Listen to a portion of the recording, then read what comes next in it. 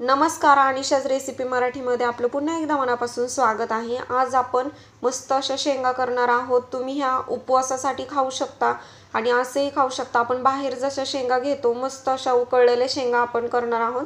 चला तर मग आता रेसिपीला स्टार्ट करूयात। अगदी सोपी रेसिपी आहे। इथे आपण छान अशा भुईमुगाच्या शेंगा आहेत त्या स्वच्छ धुवून घेतलेल्या आहेत। आता त्या थोड्याशा फक्त अर्ध्या अशा फोडून घ्यायच्या आहेत। समोरून सगळ्या शेंगा मी अशाच फोडून घेणार आहे। तुम्ही बघू शकता सगळ्या शेंगा आता फोडून घेतलेल्या आहेत। अगदी सोपी रेसिपी आहे पण सहज तुमच्या सोबत शेअर करावं म्हटलं। आता आपण कुकर मध्ये या शेंगा टाकायच्या आहेत। यामध्ये आपण अर्धा चमचा हळद टाकायची आहे आणि 1 चमचा मीठ।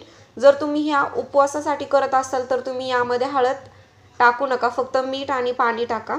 आता यामध्ये आपण 2 मोठे ग्लास साधं पाणी टाकणार आहोत। रूम टेम्परेचरवरचं पाणी आहे। हे एकदा मिक्स करून घ्यायचं आणि कुकर लावून आपण याच्या 4 शिट्ट्या मीडियम गॅसवरती काढून घेणार आहोत। अगदी सुंदर अशा शिजतात, मऊसूद अशा होतात। तुम्ही बघू शकता आता आपल्या 4 शिट्ट्या झालेल्या आहेत। कुकर ही थंड झालेला आहे आणि तुम्हाला एक शेंग फोडून दाखवते। अगदी सुंदर अशा झालेल्या आहेत। खूप जास्तही शिजलेल्या नाहीयेत आणि कच्च्याही राहिलेल्या नाहीयेत, एकदम मऊ अशा झालेल्या आहेत। तुमच्या कुकरनुसार तुम्ही त्याच्या शिट्ट्याही कमी जास्त करू शकता, 2 किंवा 3, पण मी 4 शिट्ट्या करून घेते। आता हे चाळणीमध्ये काढलेल्या होत्या आणि तुम्ही बघू शकता आपण बाहेर फिरायला जातो तेव्हा अशा शेंगा घेऊन खातो, खूप सुंदर लागतात। तुम्ही नक्की एकदा ट्राय करा।